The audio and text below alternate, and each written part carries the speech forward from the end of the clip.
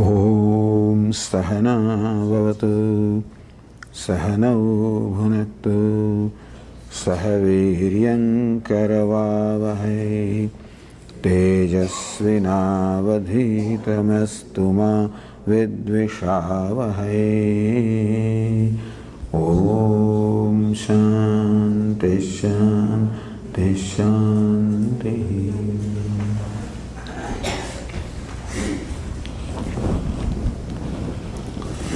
The topic of our discussion during these 2 evenings is work as worship. How we can make our work as the worship of the Lord. You might ask this question, what is the need for worship in our life? Is there God? Number one. If there is, then also what is the need of worshipping God? And thirdly, if there is need of worship, how can we make our work, our life, worship? So 3 questions are there. Is there a God? Number 2, if there is God, what's the need of His worship? And number 3, how can I make my work or my life as the worship of Ishvara? This question has always remained, whether there is God or not. There are many people who question the existence of Ishvara. I don't think that for people sitting here, I have to argue and establish the existence of Ishvara.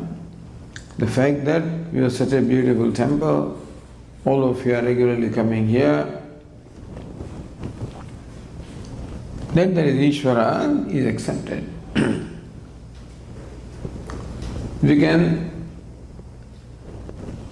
throw a little light on what is the nature of Ishvara. Who is Ishvara?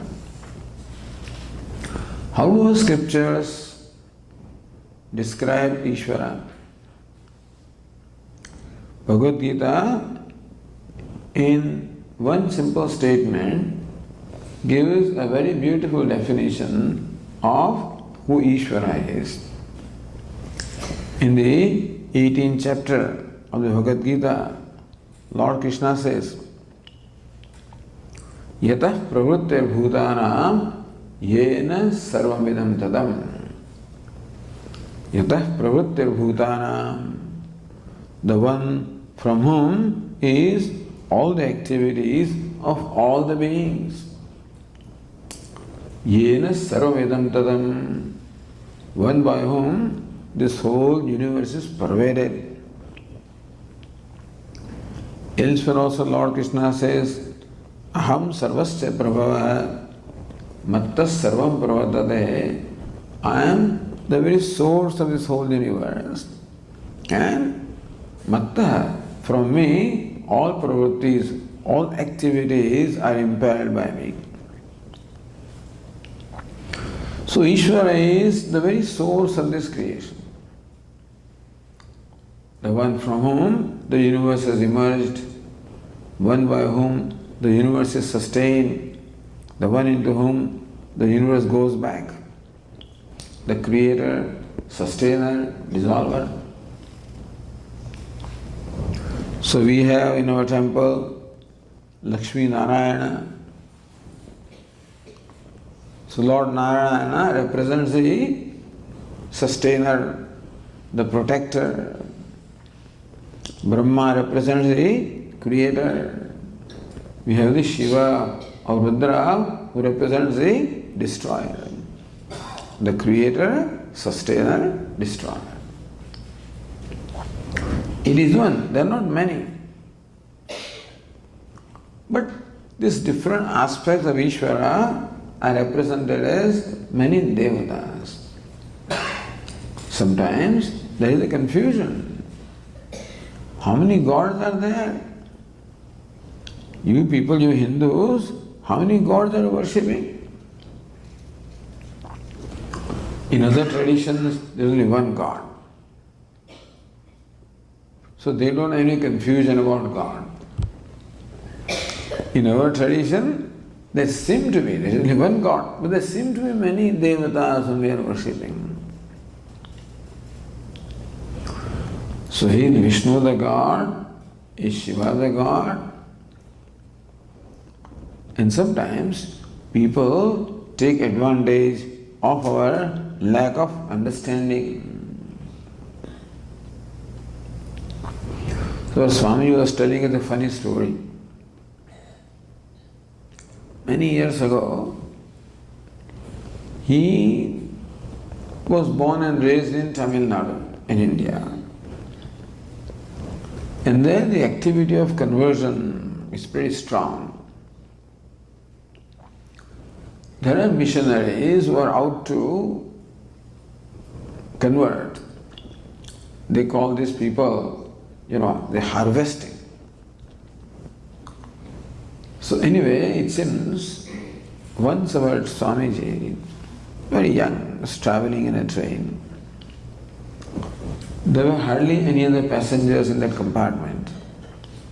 There was one other passenger, a villager, sitting at the other window. Everybody chooses a window seat, so there are Swami on this window, that for the other window. In the opposite berth, a third person is sitting. That's all the passengers in that compartment. This person from village, he was reading a book. So the other fellow who was sitting across in the other berth says, "What are you reading?" This villager says, "I am reading Gita." "What is Gita?" "Gita is a scripture." "Who gave you the scripture?" "Lord Krishna gave the scripture." "Who is Krishna?" "He is the Lord." "Oh, then who is Rama?" "He is also Lord." "Who is Shiva?" "He is also Lord." "Who is Ganesha?" "He is also Lord." Says, "What? How many gods do you have?" "These are gods," that villager says. "Don't you get confused with so many gods?" "I don't get confused. In my puja room, I have the pictures of all the devatas. I show them arati to all of them. I have no confusion." But that fellow, who was a missionary, insisted there has to be confusion. When so many gods are there, you will be confused. Says, "Let me tell you a story." So that fellow started telling a story to this villager. Says, "Look, once upon a time, one Hindu Brahmin and one Christian, both of them were traveling together. They came across a river. There was not much water in the river. They did not know swimming. But there was not much water in the river, so they started crossing the river.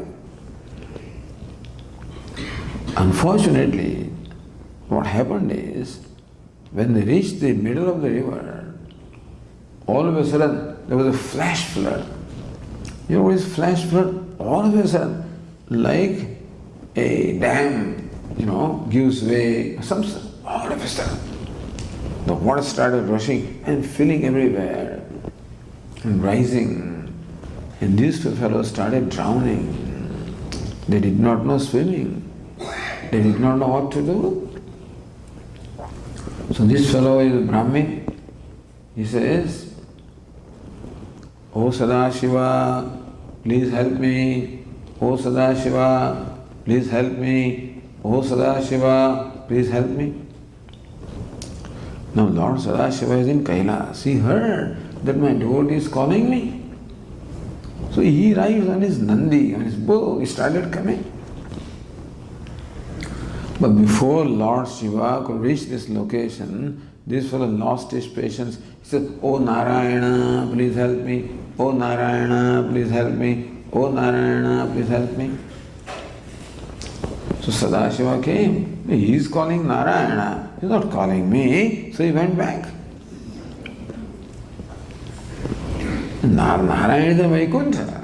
He heard my devotees calling me. He immediately mounted his Garuda, his eagle, and started coming here. Before he could reach this location, again this fellow lost patience. "Oh Vigneshwara, please save me. Oh Vigneshwara, please save me. Oh Vigneshwara, please save me." Narayana came and heard, "Hey, this fellow is calling Vigneshwara." So Narayana went back.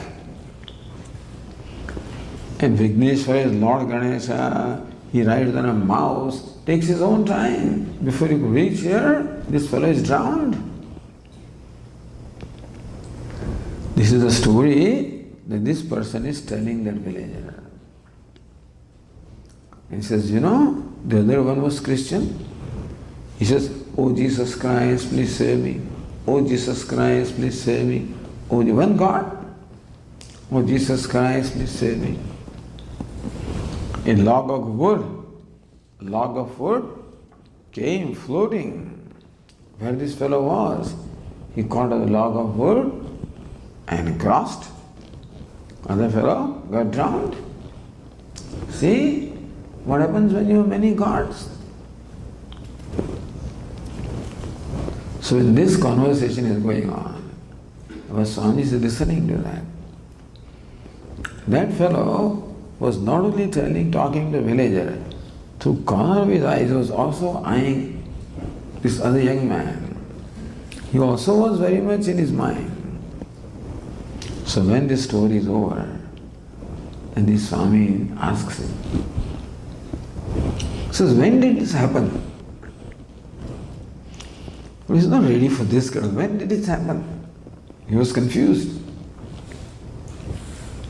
So Swami says, imagine that this happened on a Friday at 4 o'clock in the afternoon. Okay, it happened on Friday, 4 o'clock in the afternoon.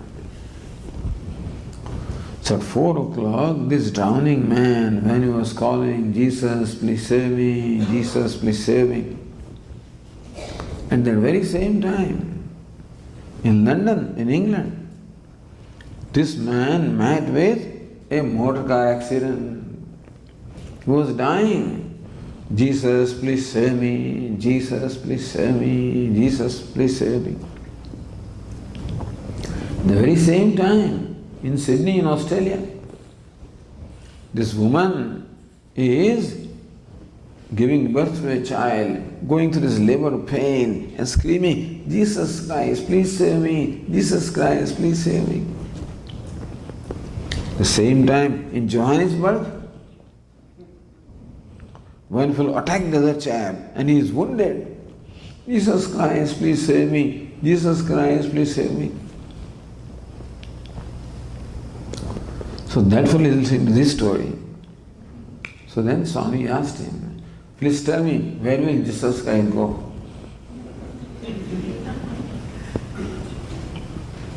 See, in our case, if this happens, though, we can all say, "Narayana, you go there. Sadashiva, you go there. Vigneshwara, you go there."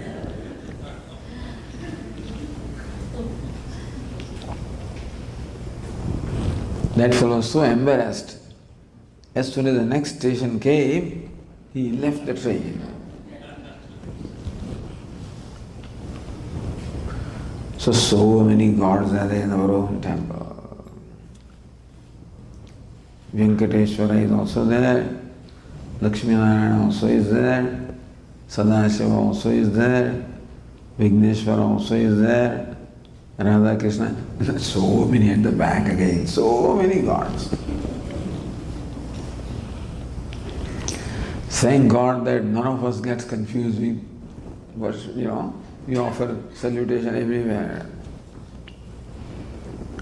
On Monday we come here and participate in the Rudrabhishek. On Friday, I think, I don't know which day they give bath to Venkateshwara. Saturday morning or whatever. Come there also. And Tuesday evening to Hanuman Chalisa, come then also.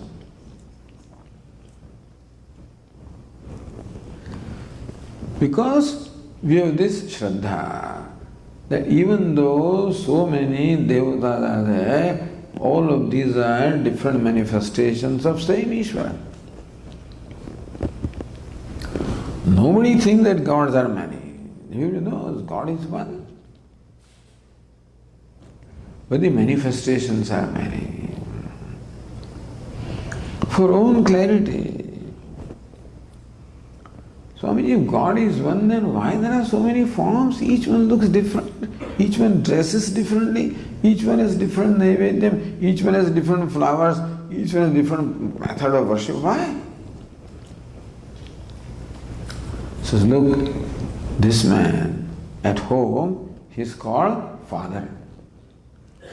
At home, he wears a kurta and pajama. He goes to work, he is called manager. He's in a suit and boot and tie. Same person goes to temple, he is called a devotee. He wears his pitambara. Again he goes to the tennis court, plays tennis. He has his shorts and tennis shoes. Everywhere the same person is called by different names.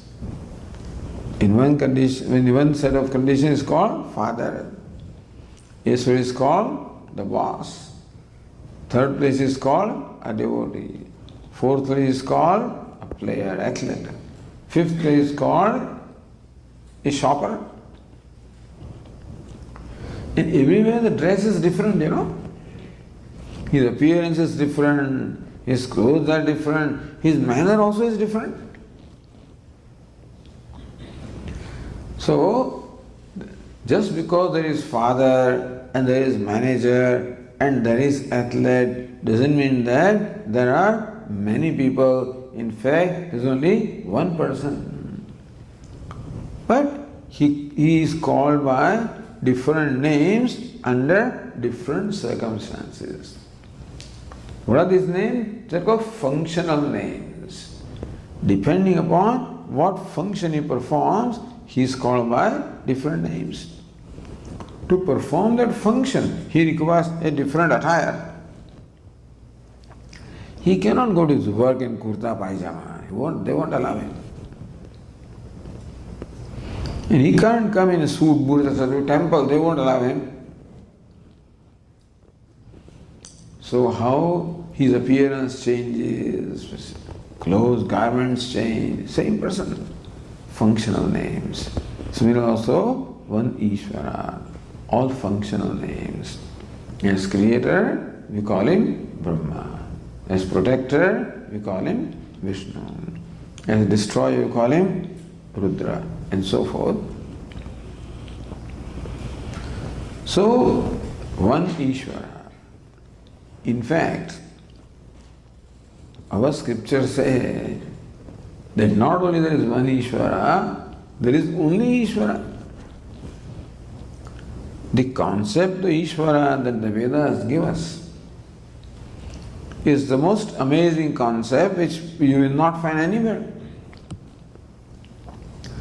Everybody says there is one God, that is true. But for all those people, that one God is someplace in heaven or beyond the sky, somewhere separate from you and I, separate from this world, sitting somewhere. From there, he is managing the whole universe, I guess.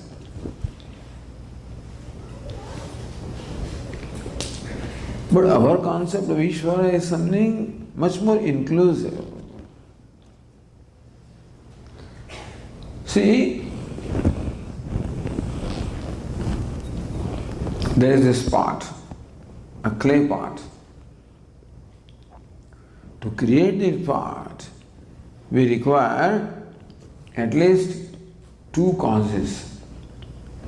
One is you require a pot maker to make the pot, and secondly, you require the material from which the pot is made, isn't it? If this clay pot, you require clay, which is the material, and a pot maker to make the pot out of clay.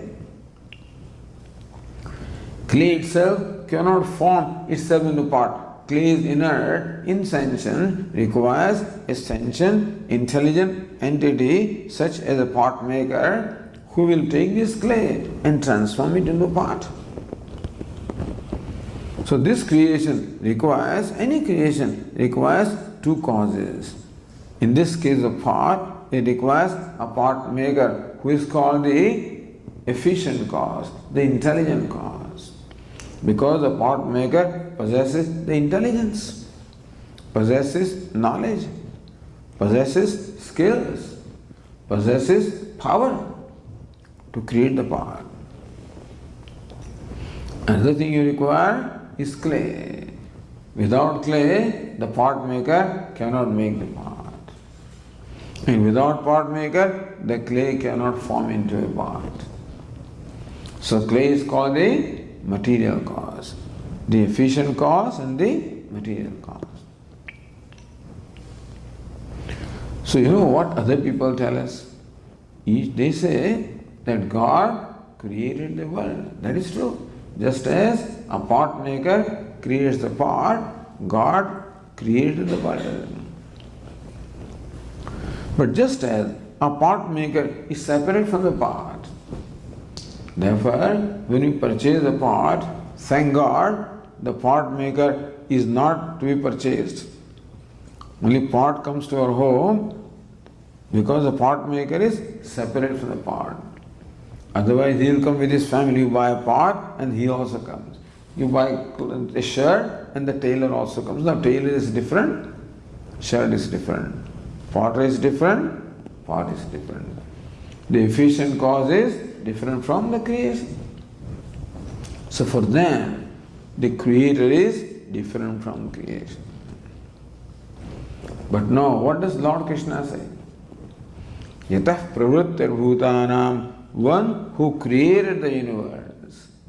Yena sarvedam tatam, one by whom the whole universe is pervaded. So Vedas tell us that not only Ishvara is the creator, but Ishvara or God also is in the form of the very creation. He is not only the pot maker or maker of the universe, but he is the very clay from which the universe is made. Meaning, he is the efficient cause as well as the material cause. He is a creator as well as the creation. So, the question is, where is God? Our answer is, where is God not? If God is someplace in heaven, then it's a matter of belief that there must be a God. But if what is God, then it's not a matter of belief, it is what? A matter of understanding. Our Swami says very well, God is not to be believed, God is to be understood. That what is Ishvara. Yatah pravrittir bhutanam, one who is a creator, and one who impels all the activities, and one who is the self of all, pervades everything. Therefore, Ishvara such as that. So when worship comes, Ishvara automatically comes. Like who do you worship? You worship Bhagavan. You call him God, call him Ishvara, call him what name? We'll use the word Ishvara. So, work as worship. Worshipping Ishvara. Says Lord Krishna, Swakarmana tamabhyarcha siddhim vindati manavaha. Swakarmana tamabhyarcha, worshipping the Ishvara with one's own karma, with one's own action, with one's own duty. Siddhim vindati manavaha. Manava siddhim vindati. A human being gains success in life. So that is why worship is important. Lord Krishna says, worshipping Ishvara with one's actions, with one's being, the human siddhim vindati manava, the human being gains siddhi, human being gains success. Now tell me, who does not want success? Every human being wants success. Nobody wants failure. Everybody wants success. Except the problem is that sometimes, most of the time, we do not know what that success is. Of course, everybody has his or her own idea of what success is. So ask a young man, what do you want to be? I want to be a billionaire. So according to him, becoming a billionaire is success. I want to be a Nobel laureate. Nobel laureate is success. I want to be a Shah Rukh Khan or somebody like that, So that is a success. I want to be Sachin Tendulkar. His success. So everybody has somebody may say, I want to be Swami Vivekananda. Then also somebody may say, hopefully. Not many, somebody may say. So everybody has some picture of what success is, We have a picture in front of us. I'll be a successful person if I become a multimillionaire, if I gain wealth, name, fame, power, recognition, then I'll be a successful person. So really speaking, we are not interested in money for the sake of money. We are interested in success, therefore money becomes important. You follow what I am saying? We are not interested in anything for the sake of that. We are basically interested in success in our life. And that is why things become important.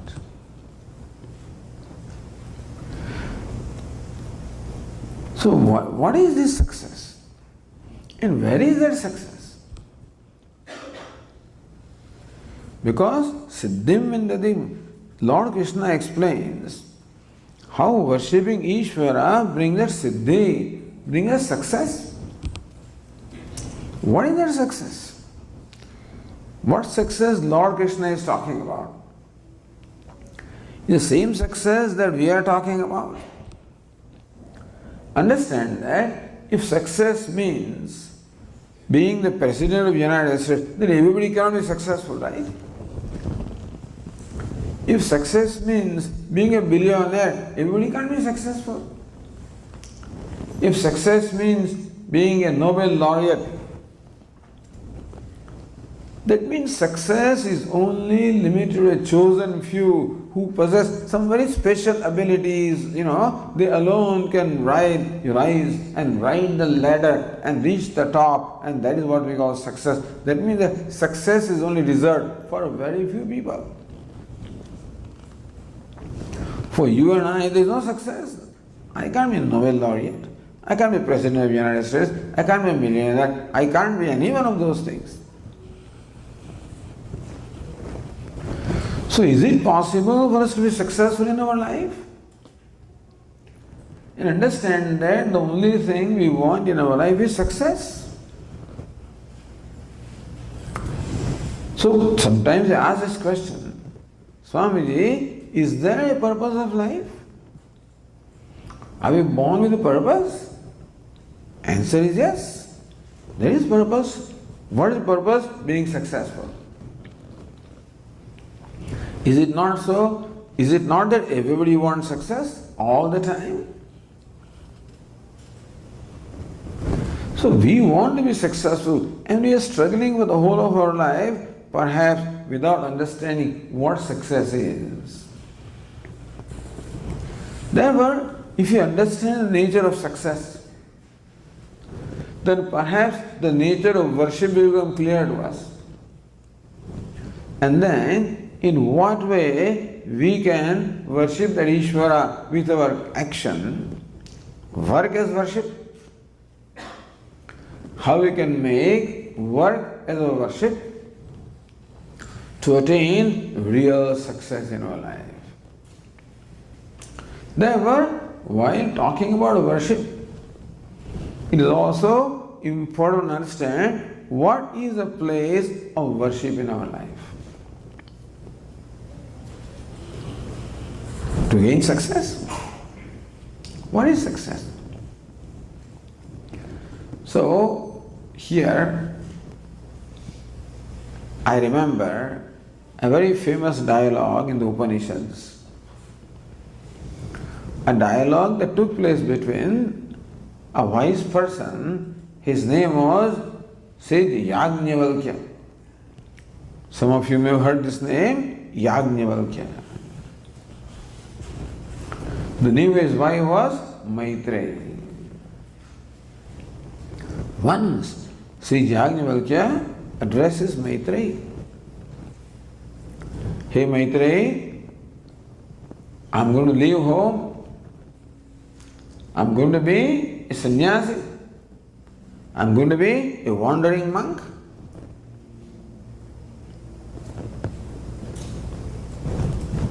That means Maitreyi will be left alone. But Maitreyi, don't worry. I have made enough provision for you, don't worry. Meaning that I'm leaving for you enough wealth, don't worry. Need not be afraid. So normally it's okay, thank you very much. But Maitreyi was a very different kind of a person. Maitreyi asked Yajnavalkya a most amazing question. Says, "O revered sir, you are leaving some wealth for me. Let alone that much wealth. Suppose I get the whole earth filled with riches. Suppose I get all the wealth in the whole earth. Will I become immortal?" See the question? Will I gain immortality if all the wealth is given to me? And here, the word wealth does not merely include money. By wealth is meant all possible worldly achievements. It includes wealth, name, fame, recognition, power. Which means that Maitreyi is in effect asking Yajnavalkya, if I get all the power, all the name, all the fame, all the recognition, all the wealth, everything I get, that's what a human being is all the time aspiring. What are you aspiring? Name, fame, recognition, wealth. If I get all of that, will I become immortal? Will I get immortality? See, Yajnavalkya says, no my dear. With money, you can live a comfortable life. Money can give you comfort. Amrutatvasya nashasti vittena. But as far as amrtatvam is concerned, as far as immortality is concerned, vittena, by wealth, you cannot gain immortality. What is immortality? Are we interested in immortality? We are. There are certain things in our life that we always want to avoid. One of them is death. We always want to avoid death. We know that someday is going to come. Whether we like it or not, it is going to come. But nobody welcomes it. Nobody wants it. Nobody invokes death, please come. Nobody says that. Nobody wants death. Nobody should want death. Meaning that we are born with a natural love for life, not death. We are born with love for certain things in our life. We are born with love for life. I cannot accept my not being here. I cannot accept that my existence will be wiped out, that I will not exist one day. That idea I cannot accept. And they were constantly avoiding death. So we have all these health centers, all these doctors, all this healthcare industry, all of these are thriving on this one desire on our part. Is what? We want to avoid death. Means old age also. Means disease also. Nobody loves it, nobody loves old age also. Every day I look at the mirror. Wrinkles are there, hair is slowly, grey hair is coming. Wrinkles are coming. You know what I do? I go to the beauty parlor or whatever equivalent of that, get my hair dyed. Swamiji, you are 65 years old, you have black hair, very good. Yes, I'm young. Somebody goes, there are wrinkles on the face, there are some kind of treatments, I understand that the wrinkles will disappear.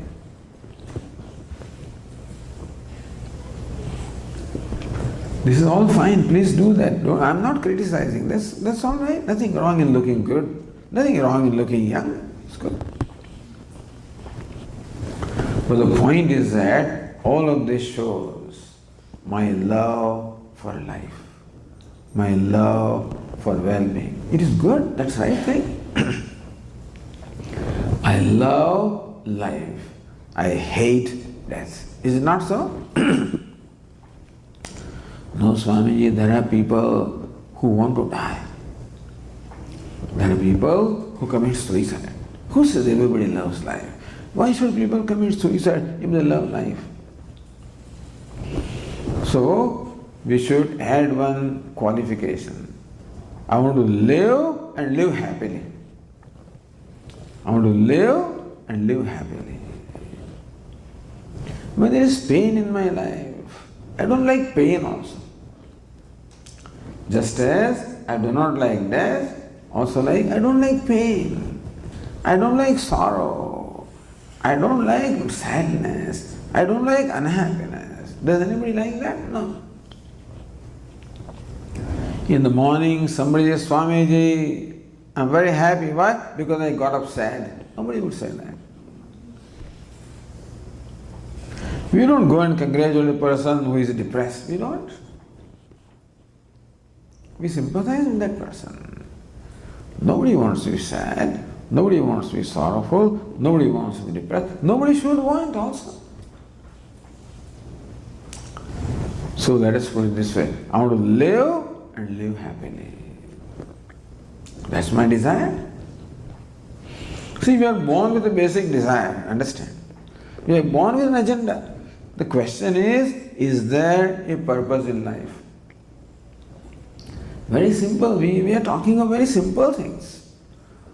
Not very complicated things about spirit, simple things. That we love to live and live happily. So my next question is, how long do you want to live? How much happiness do you want? This much happiness? That much happiness? That much happiness? How much happiness?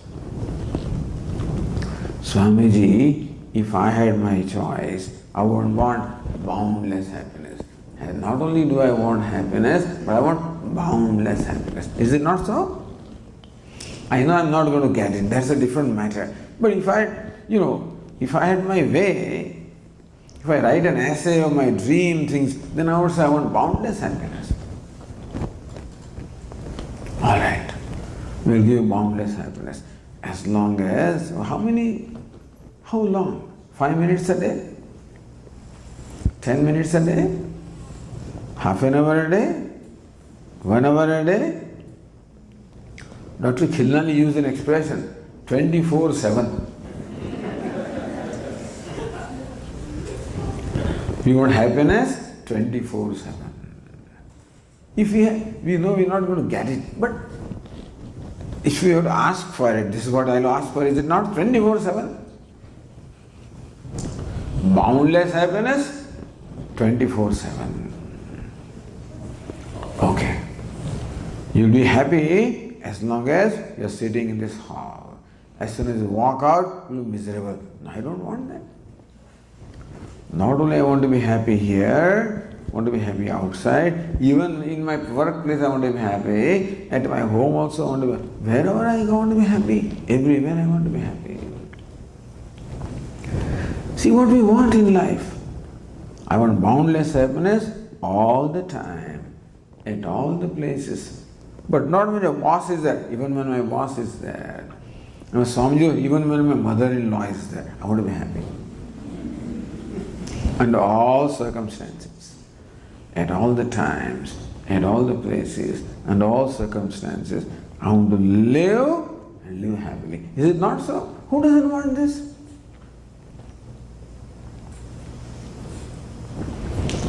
So when Maitreyi says, will I get immortality by all this wealth and worldly achievements? By immortality, she means this.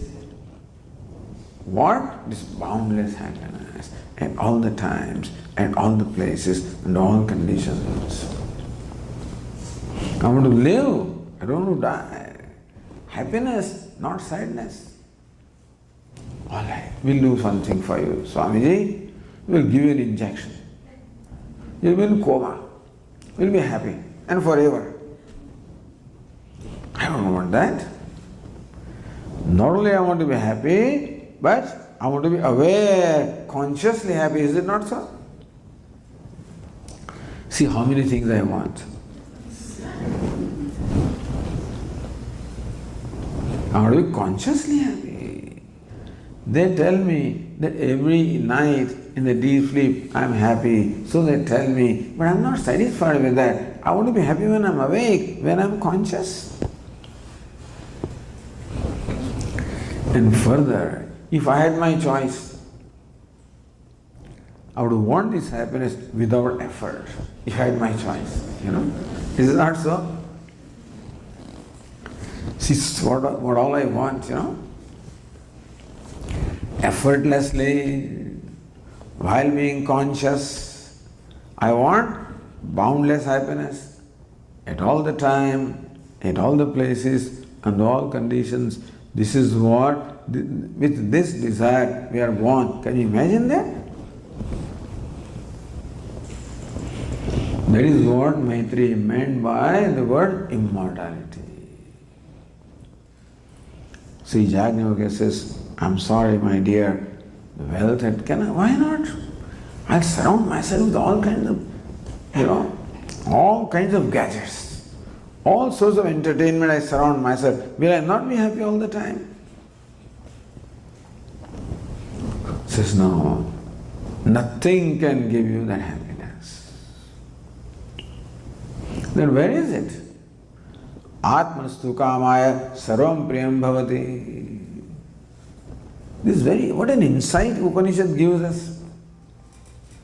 Hey Maitreyi, a wife loves her husband, not for the sake of husband. Then, would you mean I don't love you? No. A wife loves husband not for the sake of the husband, for the sake of herself. And a husband loves the wife not for the sake of wife, for the sake of himself. Navare patyuh kamaya patih priyo bhavati atmanastu kamaya patih priyo bhavati. Hey Maitreyi, it is not for the sake of the wife that husband loves her, it is for his own sake that he loves his wife. Navare jaya kamaya jaya priya bhavati atmanastu kamaya jaya priya bhavati. Hey Maitri, it is not for the sake of the wife that wife is dear. It is for the sake of one's own self that wife is dear. You mean I'm so selfish? That's what we are. Atmanastu kamaya sarvam priyam bhavati. Whatever is dear to me for myself. Meaning that I love things all right, but my love for things is what? Conditional love. I love them as long as they satisfy my condition. If they do stop satisfying my condition, my love also evaporates. But Swami says, I love you, I love you, I love you. I allow you, I allow you, I allow you. You really will love anybody. As long as the person is a source of comfort to me, any person or anything, as long as it provides me comfort, it is conducive to me, favorable to me, pleases me, makes me happy, so long it remains an object of love. Moment, when a child is born, an infant, we all love infants. Mother loves infants. Why? Because infant provides a lot of satisfaction to the parents. Slowly the terrible too comes. And slowly this fellow, little one, has some sense of individuality. That is, so far it thought that I am mother and I am not different. Now he starts experiencing individuality. Then when mother gives, he pushes aside. Mother gives him some food, pushes aside. We offer him candy, prasad, like this. No, Swami, not this. That one. So when this becomes an end, slowly and slowly the fellow grows and starts showing his individuality. He is 4-year-old. My dear is watching TV. I want to do something else. I ask this child, my dear, will you please switch off the TV? He looks at me. Do I have to? Then starts, slowly and slowly now. The unconditional love we had for our infant is slowly, we can say it's changing. Then it has independent opinions it wants, and once it becomes adolescent, and not only talks, starts talking back. I'm waiting, when will this fellow grow to age 18? Then you are on your way, I am on my way.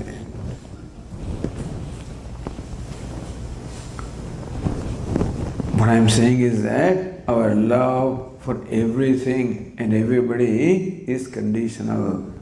But our love for the self is unconditional. Under all conditions, I love myself. The unconditional love. Atmanastu kamaya sarvam priyam bhavati. Everything is dear for my own sake. What do I want? I want that happy self, the pleased self. That's what I want. I want that self always happy in all conditions. It is for that sake that anybody else is loved. As long as you become helpful in that desire of mine, you remain the object of love. The moment you start threatening that, you are not an object of love. So, to answer Maitreyi's question now, can I gain immortality from all of these things? Agnostic says no. Where is immortality? What immortality is what? That boundless happiness at all the times, at all the places, consciously, effortlessly. Where is that? Atmastu kamaya. Hey Maitreyi, that which you are seeking is your own self. Atmastu kamaya. So what is success? Success is fulfilling our basic desire. But Swamiji, I have so many desires. From childhood, I have been having so many desires. As a child, I desired for toys. When I grew up, desires for balloons, for motor cars, small toy cars, tricycle, bicycle, scooter, motorbike, motor car, condominium, a house, a bigger house, a 3 garage house.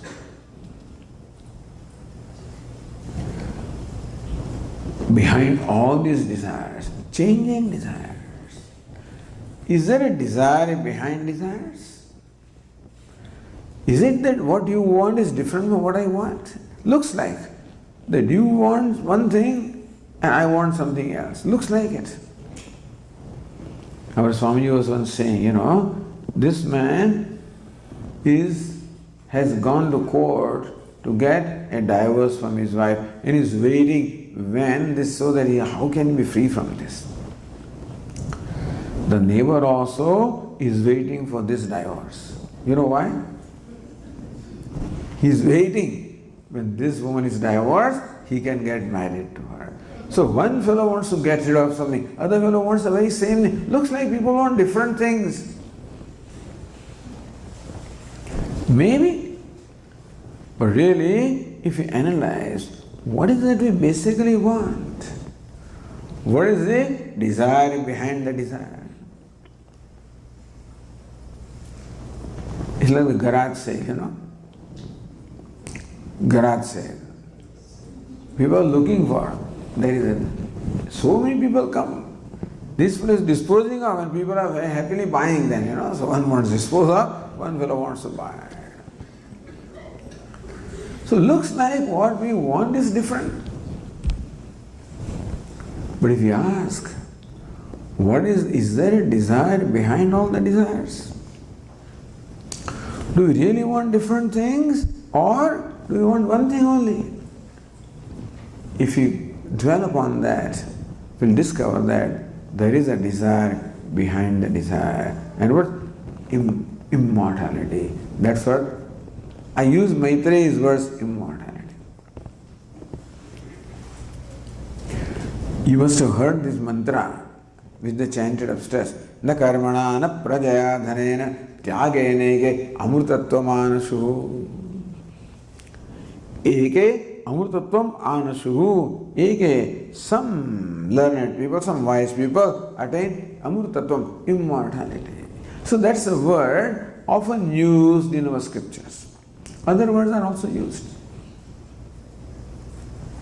But here, immortality stands for this basic desire of boundless happiness at all the times, at all the places, and all conditions, consciously, effortlessly. Remember all of this. Because I love these grapes.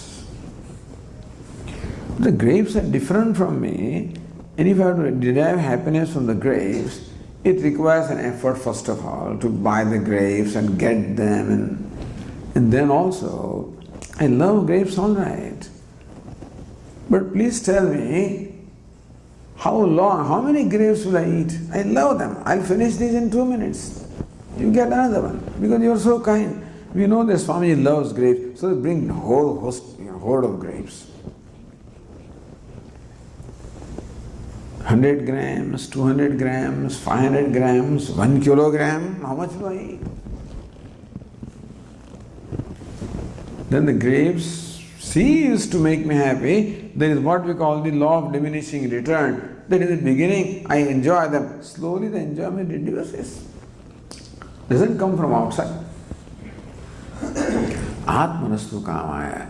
And so this very basic reality of our life is revealed that, hey Maitreyi, what you are seeking is in fact your own self. Number one, everybody is seeking the same thing. The desire behind all desires is only one, and that is called immortality. And that is called So if success means fulfillment of desire, see how success is defined? Fulfillment of a desire.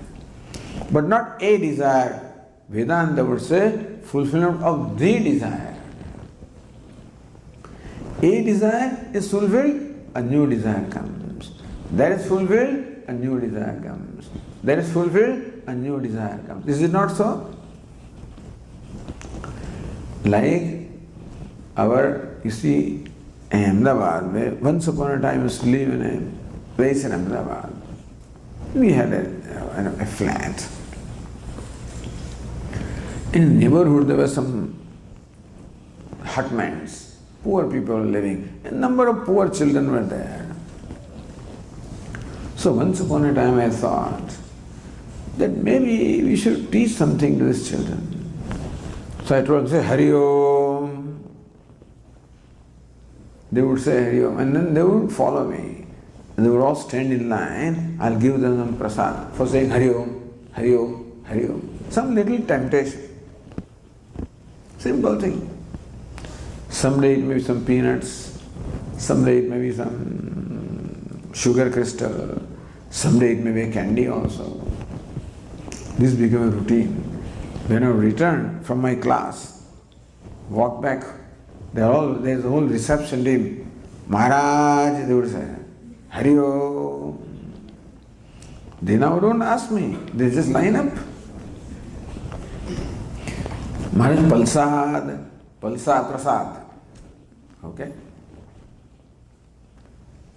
They say, Swamiji, Maharaj, please give her my sister. Hey, bring your sister here. No, she has gone to school. Give her for her also. Give her my brother. Okay. So this is how it would go on. Once I was taking rest in the afternoon, about 2:30, when I was asleep. And that time a bell rang.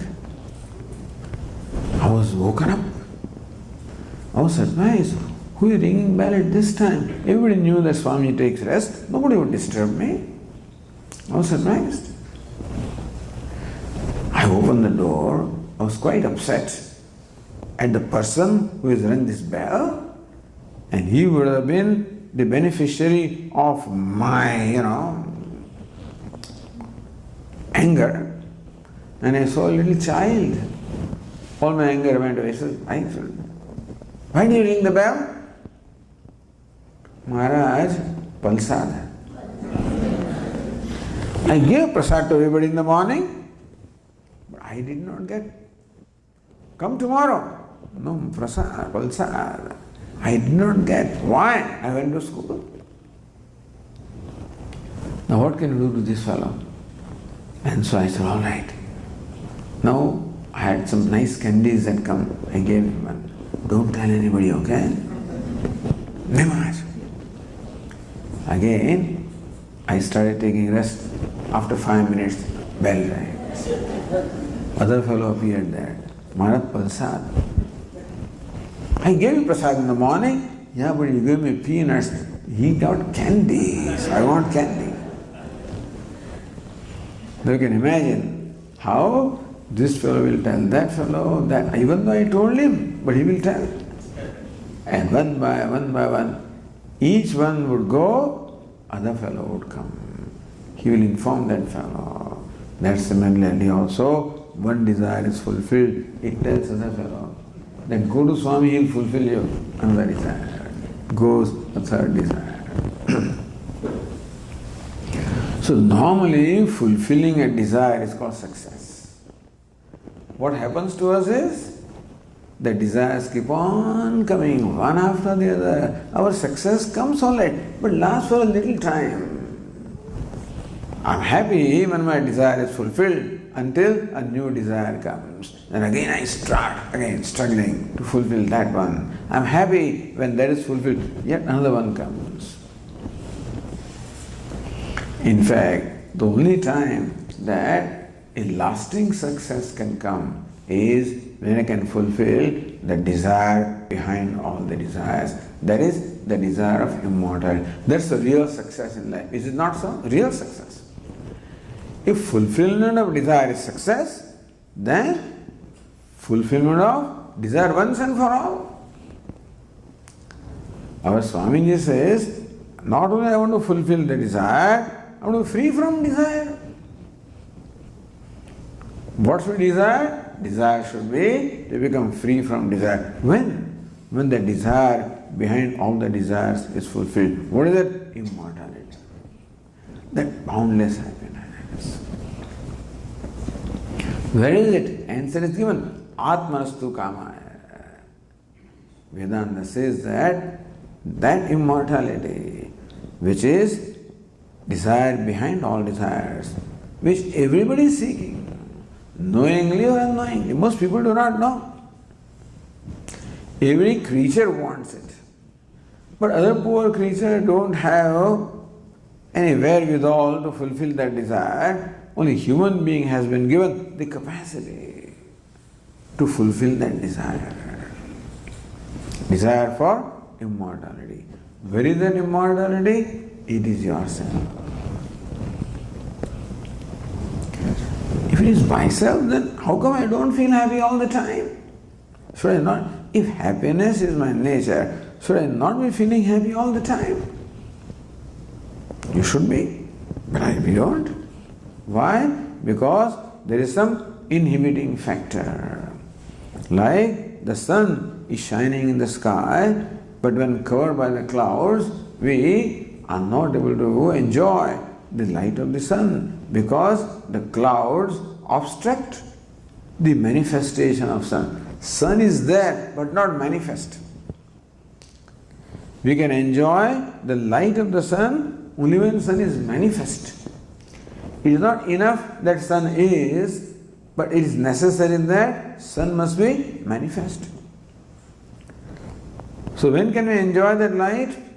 When the factor that obstructs the manifestation, the clouds, when clouds go away, then we can enjoy the sun that is already there. Similarly, Vedanta teaches that immortality is already there. That is our own self.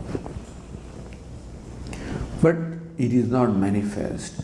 It is not experienced because something deprives me of the experience of happiness, which is my own self. Some clouds are there. What are those clouds?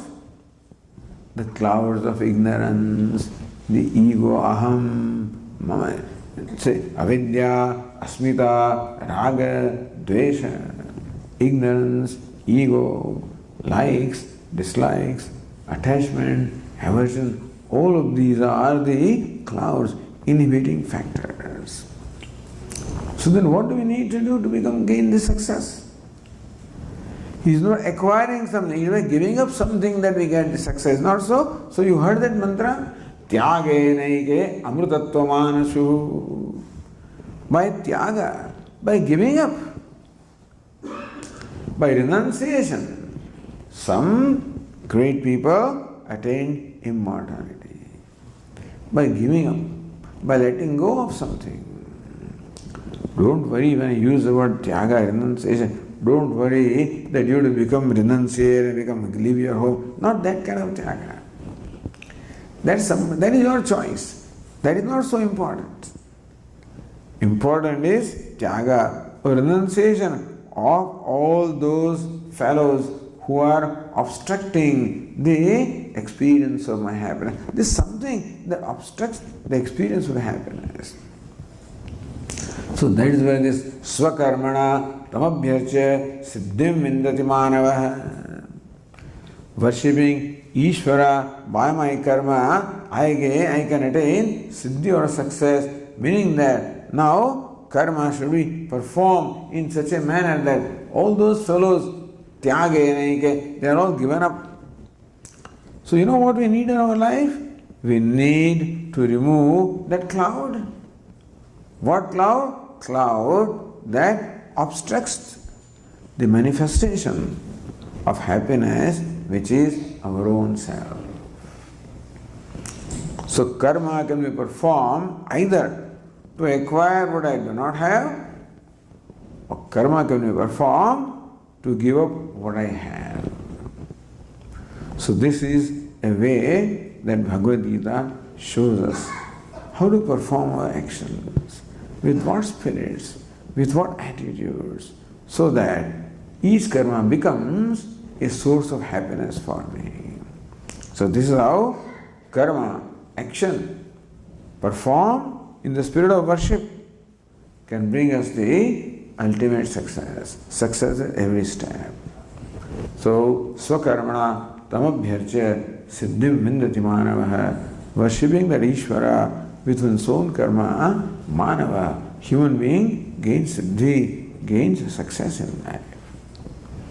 So, this is the role of karma in our life. Should we perform with what attitude? In what way should we perform?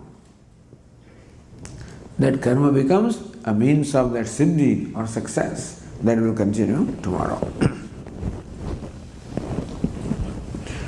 Om Purnamadah Purnamidam Purnat Purnamudachyate Purnasya Purnamadaya Purnameva Vashishyate. Om Shanti Shanti Shanti.